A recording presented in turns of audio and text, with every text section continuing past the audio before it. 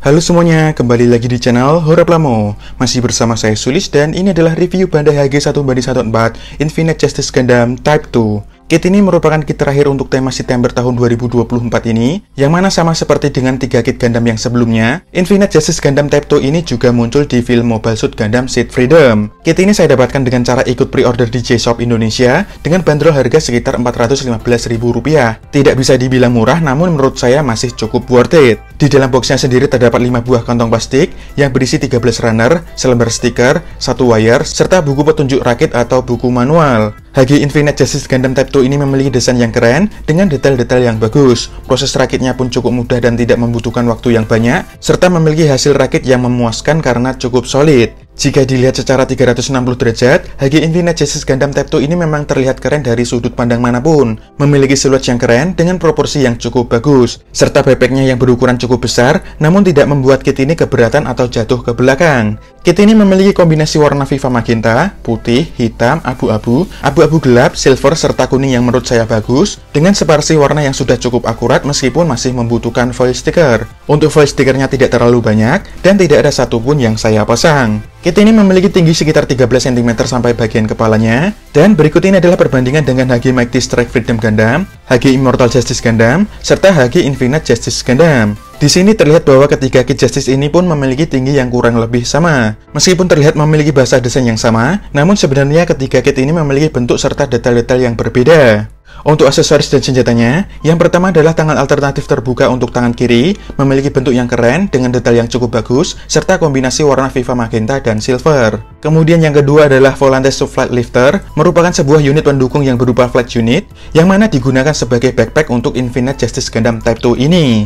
Memiliki bentuk yang keren, detail-detailnya juga bagus, dengan kombinasi warna abu-abu gelap, serta Viva Magenta. Bagian ini bisa diputar naik turun, lalu sayapnya juga bisa diputar naik turun namun hanya sedikit, kemudian bisa dibuka, serta bagian ini bisa diputar ke belakang 360 derajat. Bagian beam cannonnya bisa diputar naik turun, serta bagian ujungnya bisa ditekuk sehingga bisa dijadikan backpack mode pertama yang caranya seperti ini.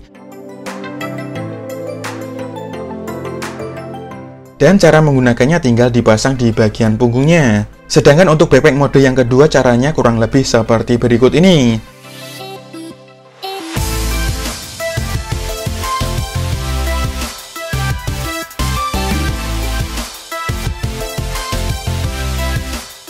Disertai juga dengan 4 buah beam effect yang cara memasangnya kurang lebih seperti ini. Tinggal dipasang di bagian punggungnya, dan berikut ini adalah pose dari Infinite Justice Gundam Type 2 dengan backpacknya.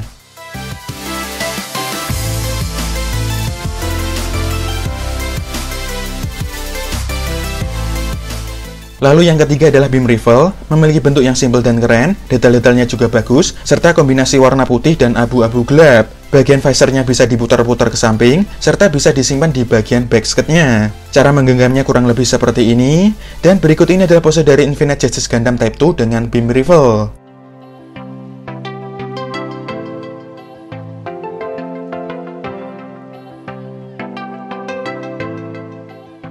Yang keempat adalah beam shield, memiliki bentuk yang unik dan keren, detail-detailnya bagus, serta kombinasi warna Viva Magenta, putih, silver, abu-abu gelap, serta kuning. Bagian konektornya bisa diputar 360 derajat, serta posisinya bisa dipindah. Dan cara menggunakannya tinggal dipasang di bagian lengannya saja seperti ini. Dilengkapi juga dengan beam effect berwarna clear biru, yang cara menggunakannya kurang lebih seperti berikut ini. Bagian ini bisa dicopot dan digunakan sebagai boomerang, memiliki bentuk yang cukup unik serta kombinasi warna Viva Magenta dan abu-abu gelap. Bagian ini bisa digerakkan, disertai juga dengan beam effect yang cara pasangnya seperti ini, serta bisa digabungkan kembali dengan shieldnya seperti ini. Kemudian ada grapple stinger dengan melepaskan kedua bagian ini. Untuk pencapitnya bisa dibuka, disertai dengan sebuah wire, yang ujung satunya dipasang di sini, lalu digabungkan kembali dengan shield, sedangkan ujung satunya dipasang di bagian pencapitnya seperti ini. Dan berikut ini adalah pose dari Infinite Justice Gundam Type 2 dengan beam boomerang dan grapple stinger.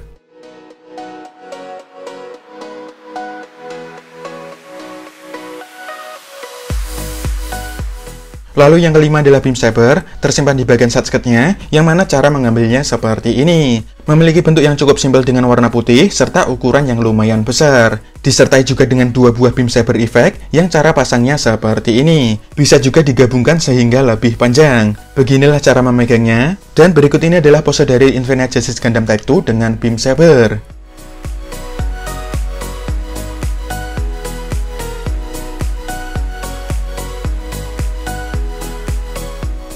Kemudian yang keenam adalah beam heavy slashing leg, merupakan sepasang beam effect dengan bentuk melengkung, detailnya bagus, serta warna clear pink. Cara menggunakannya tinggal dipasang di ujung kaki serta lutut seperti ini.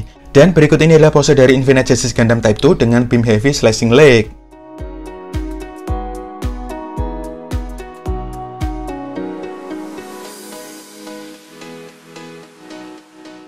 Sedangkan yang terakhir adalah beam horn, merupakan sebuah beam effect dengan bentuk yang meruncing, detailnya bagus, serta warna clear pink saja. Cara menggunakannya cukup dipasang di bagian tanduk tengah seperti ini, dan berikut ini adalah pose dari Infinite Justice Gundam Type 2 dengan beam horn.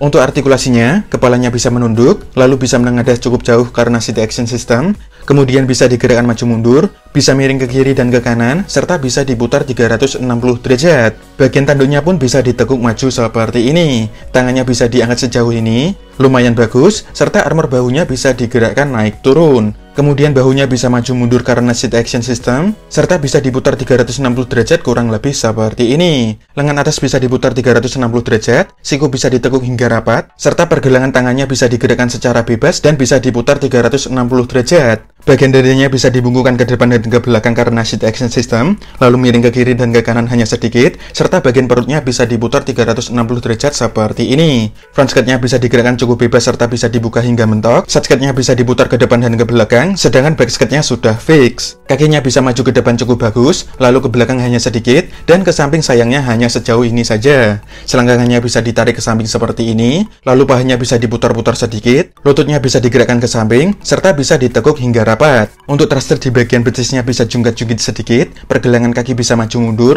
lalu bisa ke samping juga. Sayangnya tidak bisa diputar 360 derajat. Telapak kaki depan bisa digerakkan naik turun, serta armor pergelangan kakinya bisa digerakkan kurang lebih seperti ini. Dengan harga PO lebih dari Rp400.000, sebenarnya Hagi Infinite Justice Gundam Type 2 ini tidak bisa dibilang murah. Namun, kita akan mendapatkan kit yang memuaskan, apalagi proses rakitnya yang cukup mudah dan cepat. Aksesoris dan senjata yang dimiliki lumayan banyak, dengan bentuk yang keren-keren, apalagi backpacknya yang cukup unik karena memiliki bentuk seperti X-Wing yang ada di film Star Wars. Tidak ketinggalan juga dengan gimmick Seat Action System, yang mana memungkinkan kit ini untuk melakukan pose ekstrim layaknya yang ada di film. Meskipun tergolong kit yang baru, namun Hagi Infinite Justice Gundam Type 2 cukup mudah ditemukan di pasaran dengan bandrol harga mulai dari Rp460.000. Untuk harga ready stock yang tidak terlalu jauh dari harga PO, menurut saya masih cukup worth it untuk dibeli. Dan sudah pasti saya pun akan merekomendasikannya untuk dikoleksi. Namun, keputusan tetap akan saya kembalikan ke kalian saja, apakah mau mengoleksinya atau tidak. Dan untuk reviewnya kurang lebih seperti itu saja. Terima kasih sudah menonton. Jangan lupa untuk like, subscribe, dan share. Kita akan ketemu lagi di video selanjutnya. Bye-bye!